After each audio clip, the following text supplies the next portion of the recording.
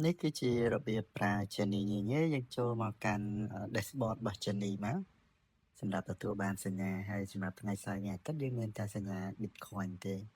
តែយើងចូលមកយើង select Bitcoin ហើយរងចាំម៉ោង cool down នេះគឺសម្រាប់ឲ្យ Journey ប្រមូលទិន្នន័យបានគ្រប់គ្រាន់អញ្ចឹងពេល Journey មានទិន្នន័យគ្រប់គ្រាន់រួចហើយគឺយើងអាចចុចប៊ូតុងកណ្ដាលហ្នឹងហើយតមកវានឹងចាប់ផ្ដើមធ្វើការវិភាគអំពីចន្លោះប្រហោងឬក៏ឱកាសក្នុងការចូលទីផ្សារតែយើងគួរចូលទីផ្សារនៅក្នុងតម្លៃប៉ុន្មានទើបយើងអាចមានឱកាសចំណេញហើយបើឱកាសហ្នឹងចំណេញហ្នឹងមានឱកាសប្រមាណភាគរយគឺជំនាញធ្វើការវិភាគទាំងអស់អញ្ចឹងវាល្អមែនតើ